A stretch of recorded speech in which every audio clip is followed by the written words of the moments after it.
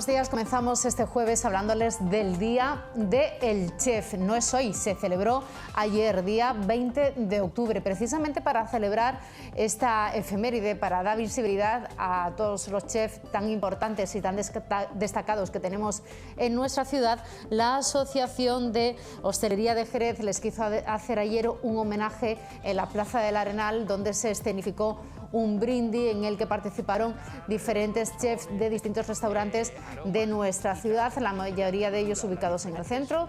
Estamos hablando de una variedad de restaurantes distintos, algunos con estrellas Michelin, otros con una gran calidad que podemos disfrutar en los fogones y las cocinas jerezanas. Nosotros vamos a hablar precisamente con el presidente de la Asociación de Hostelería de Jerez para que nos cuente cómo surgió la idea esta de visibilizar, de realizar ese brindis, pero lo más importante, porque detrás de todo esto se esconde más reivindicaciones que ponen sobre la mesa los protagonistas del sector.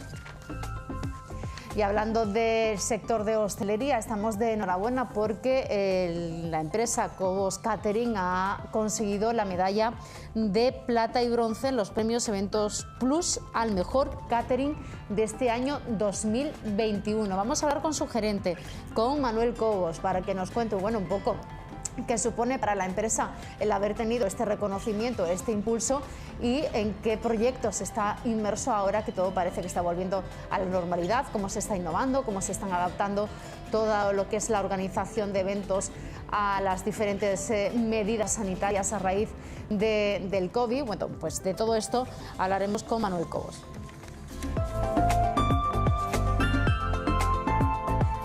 Y desde esta semana y hasta finales, hasta el próximo mes de junio, se va a celebrar en las instalaciones del Ateneo de Jerez un ciclo de conferencias titulado El Documento del Mes del Archivo Municipal de Jerez 2021-2022. La encargada de iniciar todo este ciclo ha sido Margarita Lozano, investigadora, escritora, y ha versado toda su charla y su conferencia alrededor de la figura de Diego Fernández de Herrera.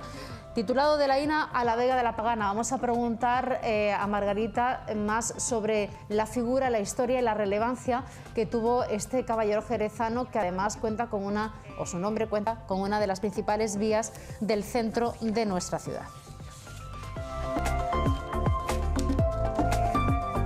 Este jueves también tenemos espacio reservado para la música, en concreto para un grupo de rock progresivo jerezano que el pasado viernes, día 15, en las instalaciones de la Guarida del Ángel presentaba eso que están viendo, su último disco, su último trabajo discográfico. Nuestra compañera Ana Isabel Maestro ha hablado con ellos, con algunos de sus protagonistas, y que nos cuenten un poco, qué recogen en este disco, los próximos conciertos y actuaciones que van a tener y cómo se presenta, este sector para ellos que ha estado parado durante tanto tiempo con motivo de la pandemia y que ahora resurge con mucha mayor fuerza. Y para los amantes del deporte, y realmente es para toda la familia, este próximo domingo 24 de octubre se va a celebrar por las calles de nuestra ciudad la tradicional carrera popular. Es un evento deportivo familiar, es la carrera popular más antigua de toda Andalucía, junto con la de Málaga. Desde la organización se espera que se puedan alcanzar los 1000 inscritos. El periodo de inscripción, eso sí, finalizó anoche a las 12 de la noche, pero vamos a hablar con uno de los representantes de los clubes de atletismo de nuestra ciudad para que nos cuente un poco qué supone retomar esta carrera popular después de este año de pandemia. Además, debido a la eliminación de las restricciones, se permite también la participación de menores. Cómo se pretende o se prevé que sea esta carrera, que va a tener unos 8,5 kilómetros de recorrido y que va a estar muy centrado este mismo en el centro. Vamos a conocer un poco más cuál va a ser todo el recorrido, el itinerario de esta carrera popular que, como decimos, se celebrará este domingo, día 24 de octubre. Vamos ahí, vemos en el plano, en el callejero, el recorrido que va a tener esa carrera popular. Entramos en materia, vamos a hablar de la figura de Diego Fernández Herrera a raíz o de la mano de la investigadora y escritora Margarita Lozano, a la que saludamos hasta hora de la mañana. Margarita, bienvenida, buenos días. Buenos días. Bueno, has iniciado este ciclo de conferencias, el documento del mes del Archivo Municipal, que se va a celebrar hasta junio en las instalaciones de la sede del Ateneo de Jerez. Y, te centraste o te has centrado en la figura de Diego Fernández Herrera porque, además de ser un personaje jerezano que pertenece a la historia de nuestra ciudad, lo conoces bastante bien porque lo has estudiado, lo has investigado, has profundizado sobre toda su trayectoria personal y todas las batallas y todo su papel dentro de la historia jerezana que recoges en un libro, ¿no? En un libro que le dedicaste. Sí, sí, exacto. Es el protagonista realmente, ¿no? El libro se llama El Caballero de la Frontera. Es una novela histórica y sí que va todo sobre su vida. Son como tres fases de su vida, ¿no? Y claro, para poder escribirlo, ¿no? Pues tuve que iniciar una investigación en su día. Esto lo empecé en el año 2014 y en 2013, perdón. En 2013, hace ya 8 años ya. Ha llegado momentos de mi vida que me han preguntado ¿a qué te dedicas? Yo a Diego Fernández Herrera. Nada más. Sí, sí, enteramente, por entero. Llevas casi una década dedicada a él, ¿no? Sí, totalmente. Y centrándote en su figura. Porque claro, ya no es solo, o sea, la persona, al escribir una novela, tuve que, pues, en fin, era toda pues la sociedad del momento, en fin, quién vivía aquí, cómo vivían, qué comían, qué vestían. Entonces, al final, aunque sea el central, es conocer todo lo que le rodeaba realmente, ¿no? Y de ahí, cuando el Ateneo me planteó porque la novela salió en diciembre a la venta, y entonces este verano, bueno, por agosto más o menos creo que fue, me plantearon, el Archivo Municipal me planteó hacer una conferencia. Me dijeron, claro, sin literatura, o sea, digamos, la realidad lo que es la historia, expresa de la historia de la figura de Diego Fernández. Exacto, entonces la preparé y decidí ponerle el nombre de la Ina, la Vega de la Pagana, porque una de las cosas más curiosas de la investigación fue ver lo equivocado que se ha estado aquí durante 7 siglos sobre dónde ocurrieron los hechos, ¿no? Exactamente. La gesta, que además está a punto de cumplirse el 682 aniversario, el día 28 de este mes, sí. La gesta, por así decirlo, por la que se le conoce es porque acabó con la vida del emir Abu Malik, que era el heredero del trono de Marruecos, y hijo del sultán. Y cualquier crónica que te cojas a lo largo de la historia jerezana te dice que eso fue en la Ina, no hay ninguna duda de eso. Pero claro, cuando empiezas a tirar del hilo de otras versiones, yo también estuve en Marruecos, allí también investigando, a través del Instituto Cervantes, que me ayudó mucho a traducir sobre todo, porque yo árabe no hablo, y a darme también pues, referencias, ¿no? de obras que habían tratado el tema y que están traducidas al castellano, en fin. Pues así fue como vi que había otra versión muy diferente. Y ya no solamente las crónicas árabes, sino también las castellanas, afuera de la ciudad de Jerez, las crónicas que se escriben... Contaban una historia diferente a la que se contaba aquí. Claro, exacto, lo que es la crónica del rey Alfonso XI y la gran crónica de Alfonso XI también, y otras tantas, te dicen que fue en Alcalá de los Azules. Entonces empezó ahí un poco la diferencia. De hecho, hay una crónica tardía de Pedro I que te dice que fue el 20 de octubre, lo de Alcalá. Y aquí hubiese sido ayer. Claro, y en cambio tenemos el 28 de octubre aquí en la Ina. Entonces, ¿qué pasa ahí, no? Y así fue como realmente lo que abordé fue el dilema ese que hay, ¿no? De un sitio a otro.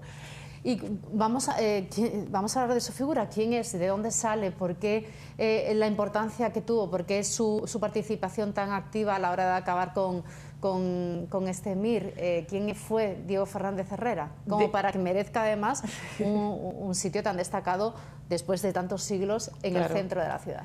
Realmente la única prueba que tenemos realmente de su existencia fehaciente, no lo que te cuenten crónicas locales, ¿no? Es cuando aparece en el 1755 la lápida. Y la lápida te dice, aquí yace el gran caballero Diego Fernández Herrera, ¿no? Que acabó con la muerte del infante tuerto. O sea, que la lápida te dice todo eso. Al menos ahí tenemos una prueba, ¿no? Eso se supone que es reciente. Se acaba de ocurrir, ¿no? Bueno, acaba de ocurrir. O un poco después, ¿no? Sus descendientes más directos, serían sobrinos o lo que fuera, pues son los que lo hacen. Con lo cual, eso es lo que tenemos de él. No hay nada, es que tampoco hay en los archivos nuestros tenemos el libro de repartimiento por un lado, eso sí, y luego ya salta al siglo XV. Hay cosas, pero muy sueltas, ¿no? Entre medio. O sea, lo que es documentación oficial, institucional Sí. sobre su figura, No hay nada, hay. no te lo encuentras en ningún sitio. Entonces, te encuentras pues comentarios, pero ya siempre posteriores, ¿no? Entonces, pues eso es un gran problema, porque realmente yo nunca iba a hacer una novela histórica, yo quería hacer una biografía, lo que pasa es que fui incapaz porque no encontré realmente, excepto esa lápida, ¿no? que además que no la tenemos tampoco, sino que se escribe sobre ella cuando aparece en San Marcos, ¿no? Ah, porque está en San Marcos. Estuvo en San Marcos. Estuvo en la iglesia de San Marcos, pero ahora mismo no Hay se sabe. muchas versiones, hay versiones que te dicen que lo trasladaron a la catedral, otros que dicen que fue a una fosa común, en fin, porque iba vestida de la morisca y pensaron que era otra persona. O sea, hay muchas versiones, pero no dice dónde está realmente. Y entonces, hombre, si te basas en las crónicas, ¿quién fue? Pues era un hidalgo. Del siglo XIV. Sí, del primer tercio del siglo XIV. Tirando del hilo, yo estoy muy segura de que es hijo de un repoblador, de un tal Juan Fernández, que era el que estaba encargado, digamos, del Alcázar. Sí. Entonces te encuentras la versión de que él aprendió a hablar árabe de los cautivos que tiene su padre.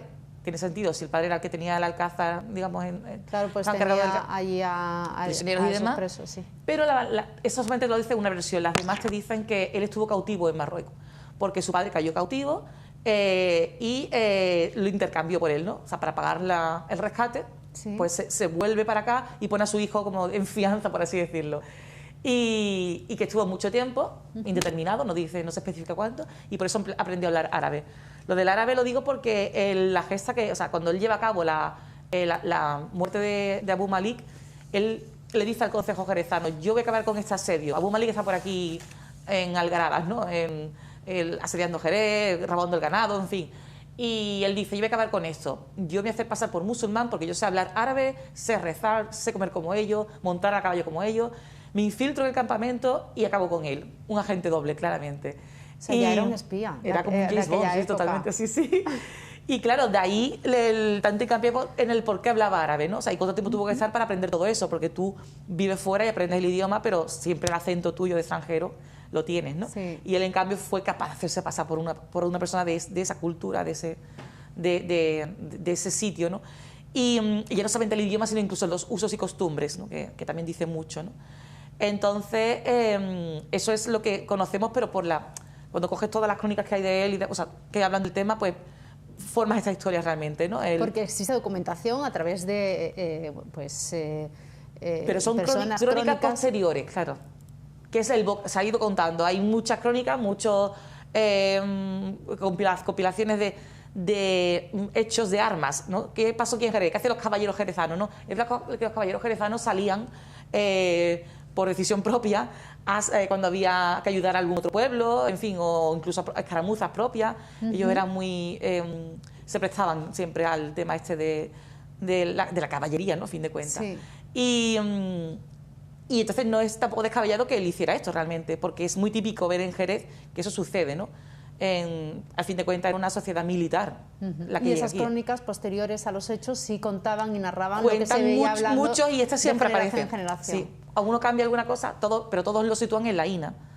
Siempre. Y de hecho en la INA, donde él salió, ¿no? Donde él acudió... supuestamente sale de aquí hacia camino de Medina para venir como si viniera de Granada, para hacerles creer que venía de Granada, ¿no? Sí. Y lo de la calle es porque cuando él ya vuelve, una vez que mata al emir, él viene por ese camino, hacia la Puerta Real. Entonces, bueno, pasa que a día de hoy tenemos muchas calles, ¿no? Antiguamente no había nada, pero él viene por ahí, entonces, hacia la Puerta Real. Entonces, que se pusiera el nombre a esa calle. Y claro, pero eso, de acuerdo, Claro. O sea, ya no entiendo, por eso la calle de Fernández Herrera tiene ahí Claro. su calle ahí, porque es donde él entró en Jerez después de acabar con el emir. Claro, él viene desde la INA. De todos modos, no importa que venga de la INA o de Alcalá de los Azules, que es el mismo Que tiene camino. que por ahí. Tiene que entrar por ahí. Y viene hacia la Puerta Real. Entonces, de ahí el nombre de esa avenida. Bueno, avenida, calle, ¿no? Cuando estás en pleno trabajo de investigación y encuentras pues esas crónicas, esas narraciones a las que dicen, bueno, pues uno lo ubica en el 20 de octubre en la INA, otros el 28 de octubre allí en la Vega de la Pagana. Al revés. Al contrario, ¿no? El 20 en la Vega de la Pagana y el 28 exacto. de octubre en la INA.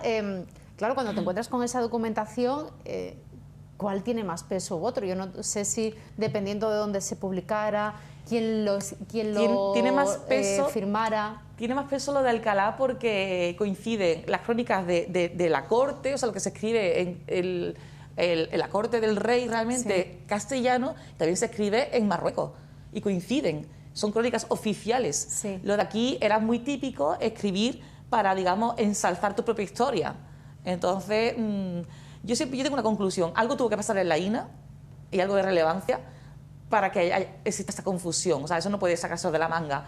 Incluso, aunque lo del 20 de octubre, de todos modos, es muy tardío. Lo dice ya al final del siglo XIV, en el 1370 y pico, creo que es, la crónica de Pedro I.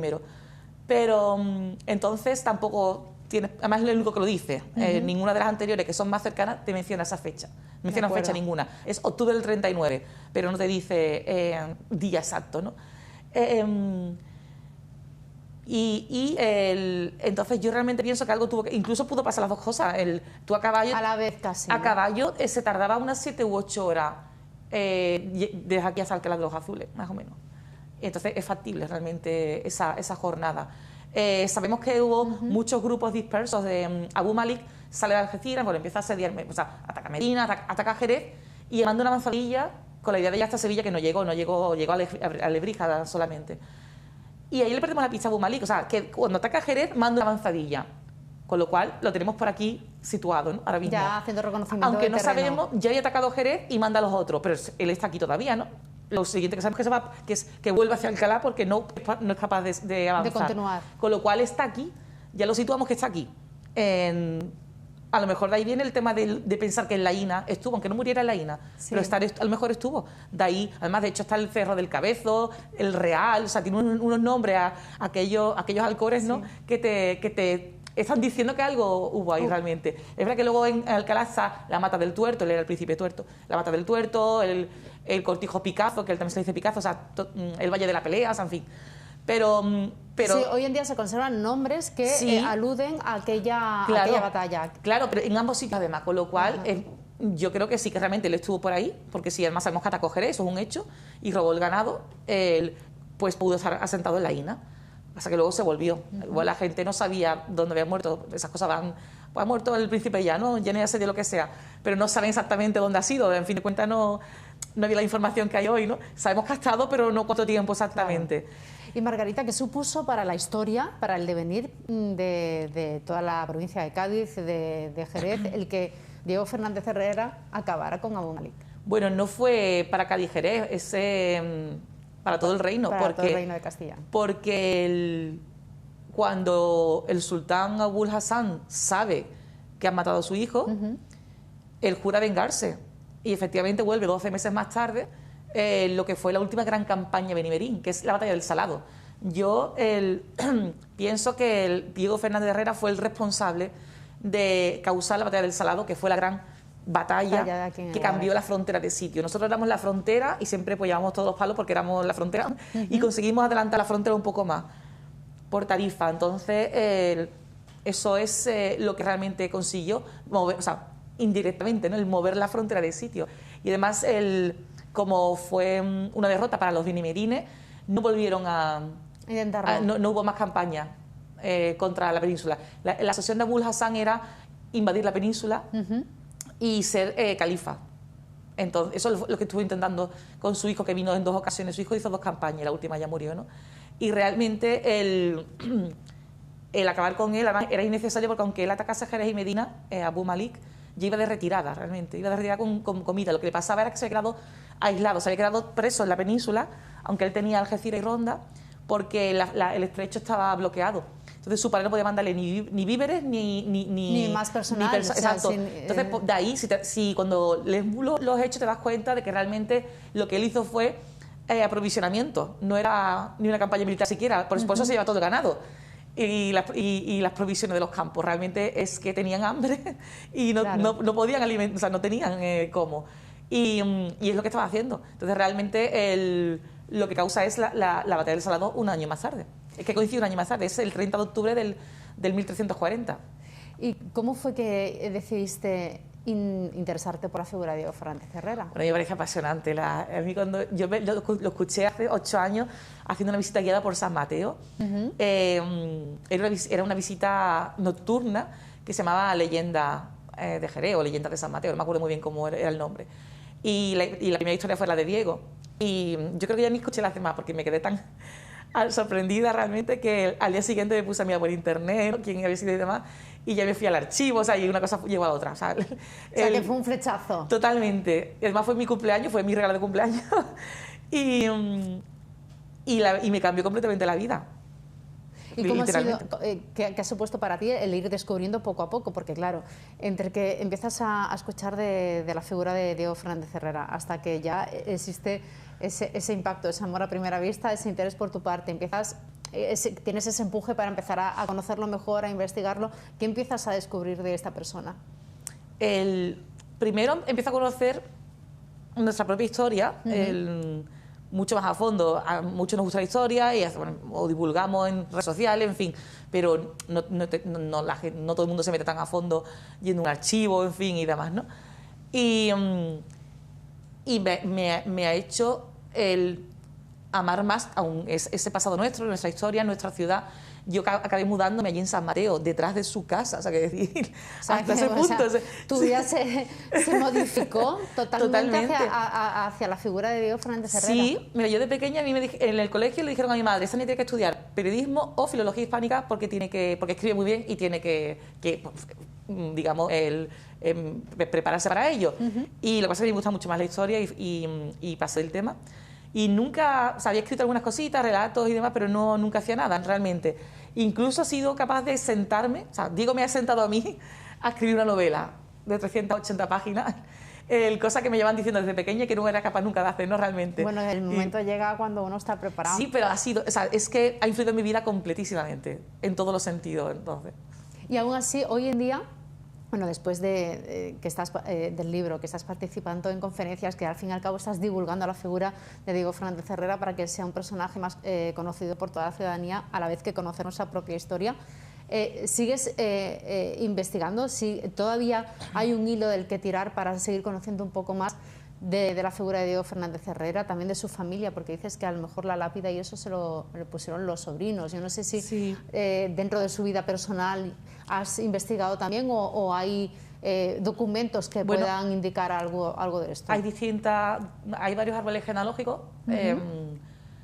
Muchas veces, pues, si tú, yo qué sé, en el siglo XVIII te llamas de Herrera de apellido, se supone que los Trujillo, de Herrera y Picazo, y también está el apellido Herrera Picazo, con un guión entre medio, son descendientes suyos.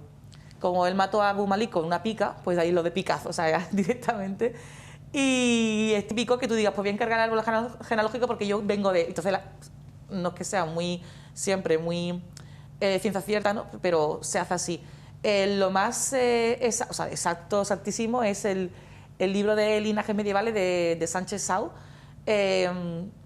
Además sigue el mismo hilo que yo, se remonta a... O sea, él realmente piensa igual que fue Juan Fernández, ese Juan Fernández de Alcázar. El original, digamos, ¿no? Te pone arriba los tres posibles, pero también te va diciendo como él también piensa que no, y es verdad, porque no se corresponde pues o por edad, ¿no? En fin. Y, o también por el poderío. O sea, cuando te hacen cautivo normalmente suelen basarse en que, bueno, pues por tus armas, ¿no? O tu caballo, incluso ven que tú tienes un nivel social, quiero decir, ¿no? No van a secuestrar a uno que va con hacha, que es un granjero, ¿no? O sea, y no va a poder pagar el rescate, ¿no? Entonces, eso ya te está posicionando a ese hombre en algún estrato social alto. Y de los tres posibles que te dicen otras personas, ninguno tenía... los otros dos no tenían ese nivel. Juan Fernández sí. Entonces, y esto es lógica, ya es aplicar lógica realmente. No encuentras una partida de nacimiento. Tienes que deducir, ¿no? Claro, según exacto. por los indicios que hay. Es el que tiene más sentido, digamos, ¿no? En fin, por esta razón, era ballestero del rey. En fin, te va indicando que es muy probable que fuera ese su padre. Y luego de él ya no salen hijos porque no se sabe que se casaron ni nada, no se menciona. Y sí aparece un Juan Fernández de la misma época que sí tiene descendencia. Por eso he dicho yo lo de sobrino, porque sí considero que pueda tener hermanos y claro. Después los sobrinos. Oye, ¿y Margarita, se ha convertido esto en una obsesión casi? Yo creo que sí. Yo creo que sí. Yo he llegado a soñar y todo con el tema. y me he hecho pasar por compradora para poder ver su casa. Al fin, él, sí, porque está a la venta y, bueno, la casa que, según, ahí está su escudo de armas, ¿no? Que se dice que es la suya, ¿no? Pero claro, me tuve que comportarme porque no podía emocionarme, porque yo estar allí dentro y tiene que, pues sí, que es grandecita, no sé qué, yo pensando, ostras, que es la casa. Aquí estuvo, aquí nació, aquí vivió, aquí ideó, ¿no? Todo. Sí. Que bueno, o sea, ya se ha convertido, bueno, en parte de ti. Yo no sé si dentro de tu experiencia con Diego Fernández Herrera también hay algún otro nombre propio que te está guiñando un poco el ojo a la hora de decir, bueno, pues voy a encaminarme también para ir descubriendo otros personajes, o todavía estás inmersa. Yo estoy muy inmersa Diego? todavía. Sí. De hecho, yo ahora estoy preparando un libro de las mujeres en la frontera, o sea, cómo era cuando los hombres iban a la guerra, ¿no? ¿Qué pasaba aquí, no? Y te encuentras en testamentos como pues las dejaban a cargo de las tiendas, de las tierras, solamente se hacían frente a la ciudad ellas. Pero viene a través de él, realmente me viene a través de él. Y además una época muy cerquita, realmente no. Yo creo que no estoy preparada para irme todavía de esa época. O sea, todavía estás vinculada a la figura y al contexto de la época de Diego Fernández Herrera, pero sí con esa mirada un poco más de género femenino, ¿no? La función y el papel que tenían las mujeres en aquella época. Claro, porque me sorprendió mucho cuando estaba haciendo este trabajo el ver eso, ¿no? En los testamentos y demás, pues ver cómo se las ponía, decía, pues mi mujer es como, o sea, tiene como toda voz y voto, digamos, no igual que yo, ese tipo de cosas me llamó mucha atención. Porque hay mucho error, incluso como repobladoras, ¿no? A fin de cuentas, una ciudad, sí, a lo mejor viene en el repartimiento, te pone un hombre, pero vienen los caballeros, bueno, en fin, los militares, pero las mujeres son las que realmente, de hecho, confiaban más y daban más si tú venías con tu mujer que si venías solo, porque significa que te vas a quedar, te vas a afianzar ahí. Vas a formar una familia. Asentabas, claro. Exacto. Y al fin y al cabo los hombres si tenían batallas o tenían que salir al campo a batallar, al fin y al cabo dices tú, las repobladoras o las que hacían el papel de asentamientos y de comercial, papel comercial y familiar eran las mujeres, ¿no? Claro, y hay que pensar también en esas mujeres que se vienen a una frontera, a una plaza fronteriza, que no es, o sea, que no conocen de nada porque vienen de otro sitio y pues me voy, o sea, es también es verdad que el hombre es el que iba a la batalla realmente y demás, pero también es difícil, ¿no? Dice, bueno, pues dejo esto y me voy a un sitio, ¿no? Tienes que tener un carácter y una serie de características muy peculiares, ¿no? Para hacer ese tipo de... O sea, en fin, las mujeres fronteras, ¿sabes? Margarita, vamos a animar a todo el mundo a ver cómo puede conocer más de la figura de Diego Fernández Herrera a través de Caballero de la Frontera, que es el libro en el que tú plasmas la historia de él. ¿Dónde se puede adquirir? ¿Dónde se puede comprar? Bueno, es una novela histórica, como la has contextualizado también, el hecho de, bueno, pues contar esta gesta y esta figura de Diego Fernández Herrera sin que sea una biografía, pero sí basado en documentos y datos reales. Sí, bueno, disponible está en toda España, está en más de 200 librerías actualmente. Estoy muy contenta porque hace ya la segunda edición y la semana que viene presento en Sevilla, en la Feria Libre de Sevilla. Entonces me estoy llevando a Caballeros de su frontera, me la estoy sacando de su frontera. Y al final la ampliación de la frontera del territorio que consiguió Diego Fernández Herrera va a ir ampliándose más. Claro, sí. Sí, bueno, yo lo dividí en tres partes, como he dicho al principio, que es la infancia, bueno, eso sabemos que fue cautivo, ¿no? Sí. Y luego al final, que es la batalla. Entre medios puse lo de Marruecos, eso obviamente es ficción, porque no sabemos nada, dice, tuvo un tiempo indeterminado, no sabemos cuánto tiempo estuvo. Entonces yo ahí sí que es un Marruecos, o sea, las personas que aparecen, bueno, no los personajes de la casa, no, pero el médico, el sultán, en fin, todo lo que es la corte sí que son personajes verdaderos de esa época. Sí. Y espacio, porque sale Fez, sale Tetuán. Sí, la parte norte de Marruecos. Es que me apasiona mucho. He estado yo 11 veces con el tema este de la novela y... La zona del rey de Marruecos. Exacto, sí, exacto. Y me parece un lugar apasionante y la comida es fantástica. De hecho, sale mucha comida en el libro porque me gusta mucho la gastronomía y la verdad es que intenté, bueno, es casi como un libro, no sé si es un libro de viaje o al menos esa parte, ¿no? O es un libro de recetario marroquí, pero sí que lo que he hecho es un retrato realmente de esa sociedad, tanto la de allí como la de aquí, las dos.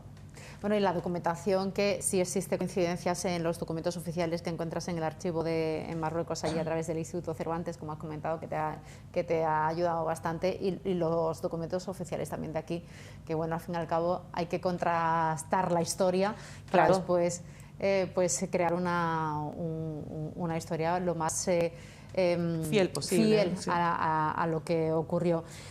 Margarita, muchas gracias. Nada, ¿Las mujeres de la frontera cuándo salen? ¿Sabes cuándo se puede publicar? No, Todavía no hay fecha.